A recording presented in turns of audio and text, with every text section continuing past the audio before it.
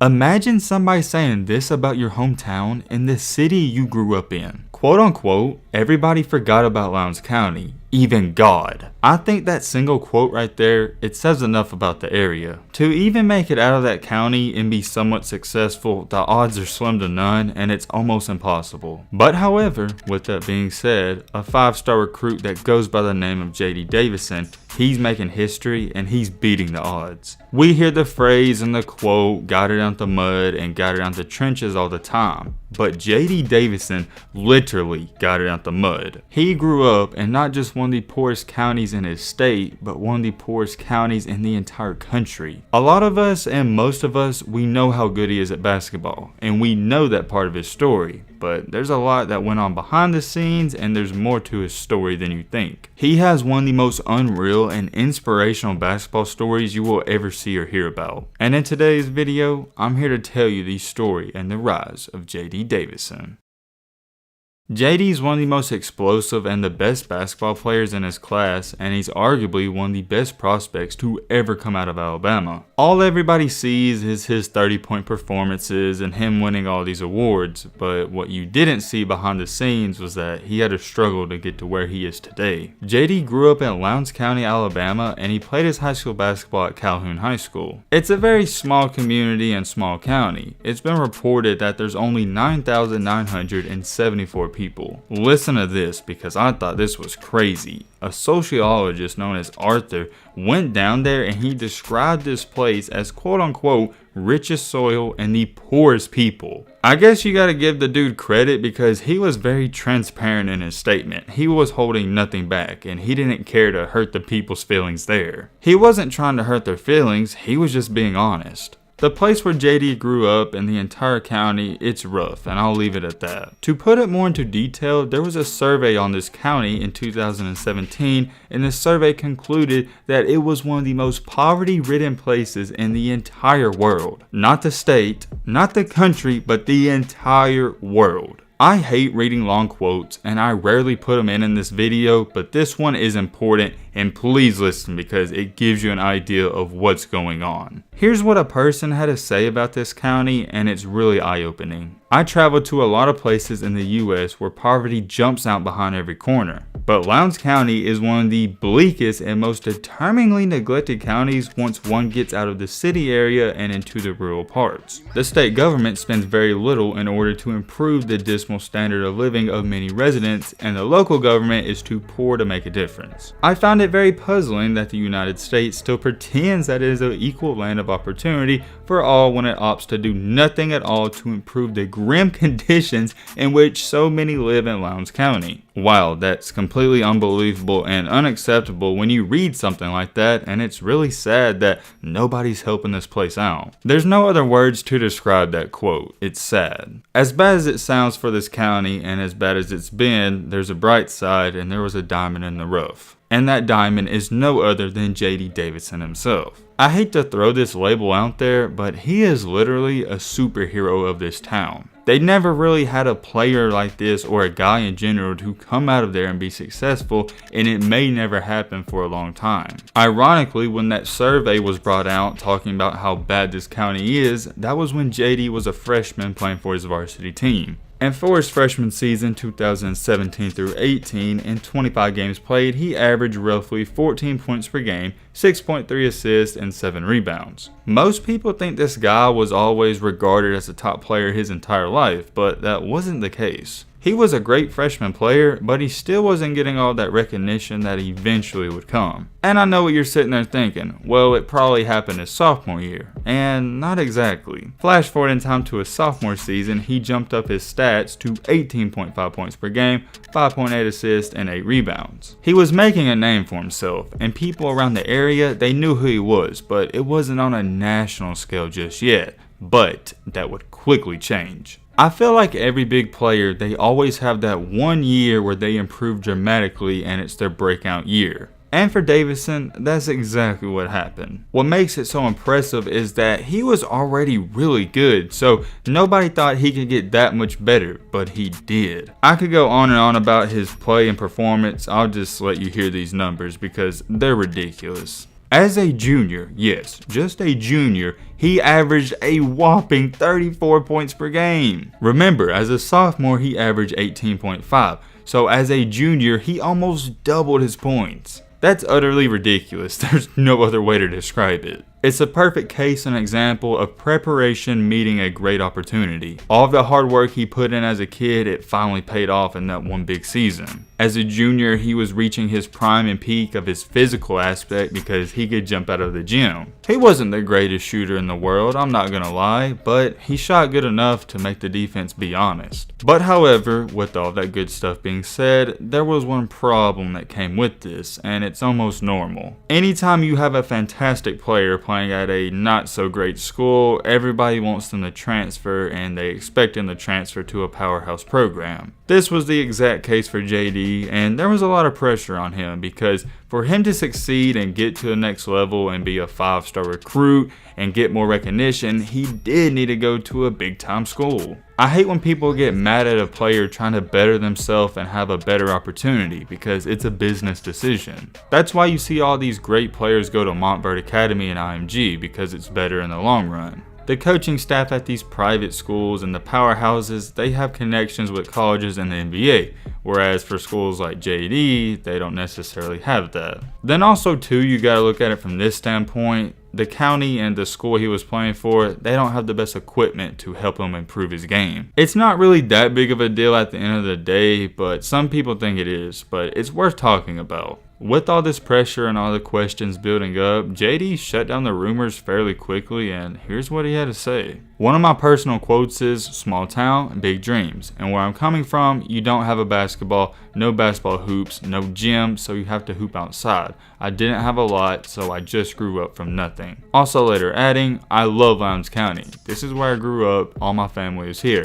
I'd love to stay at Calhoun and bring a championship back, referring to his high school. Before we go any farther, we need to acknowledge that quote because we don't realize how good we have it where we are. I'm sure right now, almost 99% of you watching this, you could find a local gym or a local park or anything within 15 to 30 minutes. For Davison though, and everyone in that county, they don't have that availability. It's almost mind-boggling that he did decide to not transfer and stay at his school, but I got a lot of respect for him. I understand why, and I think we all do, because he wanted to put his city and his school and his county on the map. He's also being a great role model in the process because he's showing kids in that area that they can make it out. I do want to throw this in there. I was doing some digging and some research because I thought it was crazy that there's no courts or parks or anything in that area, and I did find this. So apparently, this is coming from an article, the only thing they even have out there in that county are rundown hoops, and even though they do have some hoops out there, the courts are all messed up. Either A, the goal and the rim is messed up, or B, the concrete, it's not even paved. I'm sure there's some people from that area, maybe even watching this video, so if you know anything about it, drop the comments down below because I'm very curious. JD said quote unquote they don't have anything out there, so I'm gonna take his word for it. Hold on right there, we gotta pump the brakes. Before we talk about JD's senior season, I gotta throw this story in there. Although he was never getting the hype he deserved from the jump and from an early age, he was still dominating his competition. When he was just 7,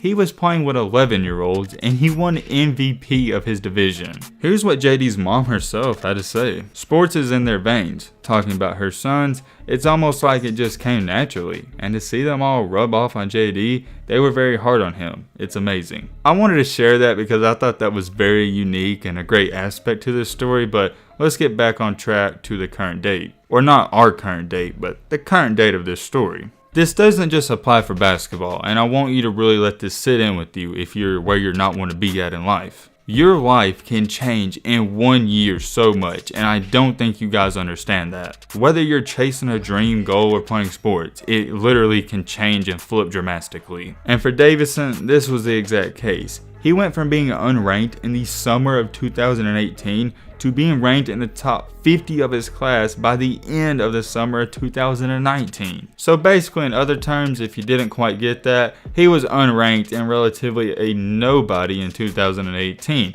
And by 2019, he was one of the best players out there. His rise to the top was so fast and so hectic, matter of fact, that he had so many schools not just calling him, but they were calling his mom trying to get him to transfer. Private school after private school after private school was calling their phone. I don't even think it stressed JD out. I think it stressed his mom out more, and here's what she had to say about it, and I love this. When she was asked about his decision to not leave his high school and go to a better one, here's what she said. What's for you is for you, and we deal with where God has placed us at, and what's going to come is going to come. This decision to stay, it was pretty hyped up, but when he officially announced he was returning to Calhoun for his senior season, here's what JD said himself. It was very important to stay because it's where I'm from, where I was born and raised. I just want to put on for them, and most importantly put on for myself, to put a big name on where I'm from. Also adding, there have been a couple of prep schools come up to me, but there's never been a thought of going anywhere else. His entire motto from the jump was that he's trying to make a name for himself and his county, and I can't emphasize that enough. He never even thought about going to a different school for a better opportunity. One thing we do need to consider and think about though is that if maybe this was 10 to 15 years ago, this could have ended differently. The great thing about 2021, as bad as people try to make it seem like this country and world is, social media can change your life. It doesn't matter where Hoopers play at now because of social media, because even if JD's at this not so great school, people are gonna go out there and film him and post it online. Whereas 10 to 15 years ago, maybe he would have had to transfer just to have a great opportunity. Just something to think about and keep in mind. Anyways, let's continue on because we got a long way to go. In an interview, his coach was asked about what JD thinks about him being somewhat famous, and here's what he said. He's loyal and very humble. He doesn't seek that stardom, that's just something that comes with it. He understands that, but he's not seeking any attention. I think I speak for all of us when I say this. It's really hard not to like this kid, because what's there not to like? He's humble and he's a great player. I haven't really touched on his game too much in this video because I think it speaks for itself, but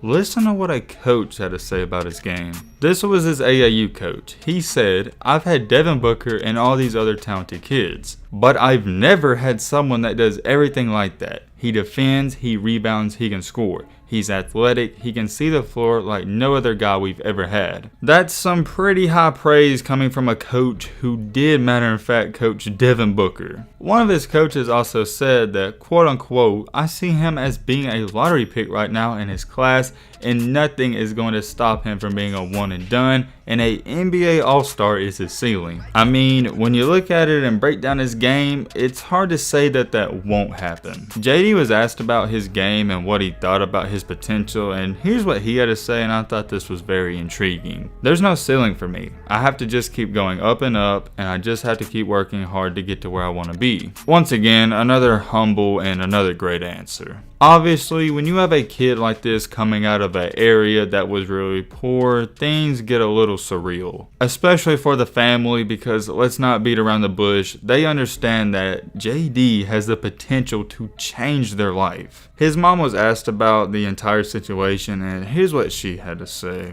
Honestly, it's really not soaking in for me too well right now. Reality is setting in a little bit more. But like JD says, Mom, I just want to play ball. We didn't know it was going to blow up this big. It's just something he loves doing. I think why it's hard for his mom, his family, and even JD to process at least his junior season was because he did blow up in less than a year. Now I think he's used to it and he's getting used to the fame, but his senior year, it was crazy. It was a carbon copy and paste from his junior season. He averaged 32.4 points per game, 5 assists, and over 10.8 rebounds. And by the time his senior season was all said and done, he was listed as a 5-star recruit and one of the top 15 players in his entire class. And for his recruiting process, it was no shock at all. He kept it in and was loyal to his state, and he wound up committing and signing with the University of Alabama. This is a great fit for both parties. Alabama is one of the newest and best basketball teams on the rise, and JD, he's a great player. Alabama hasn't been one of the greatest basketball programs in the past couple of years, but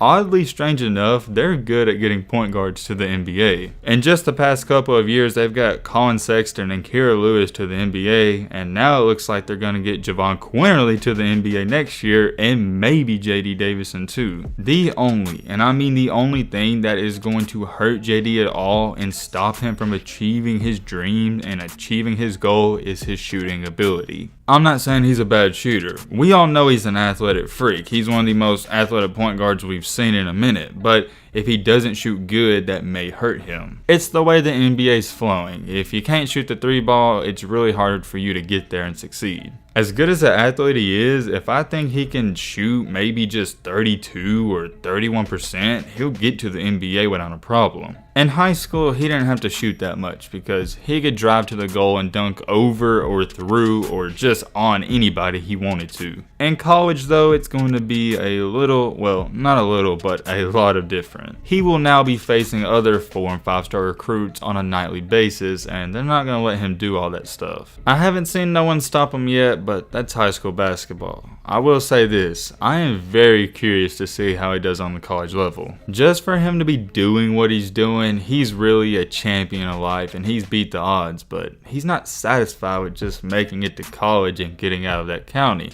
He's trying to get to the NBA. The real question is, can he continue to shock the world and put his city and county and entire school on the map? I don't know. I guess we'll just have to wait and see. I'm wishing him the best of luck and hope he continues to see a lot of success in his basketball career. Let me know what you think about him and his story down below. But with all that being said, that's going to wrap up this video. I hope you guys enjoyed. Hope you guys learned something. If you're new to the channel, what you doing? Join the family. Hit that subscribe button. It don't hurt you. It's free. And as always, let's be great. I'm out, y'all. Peace.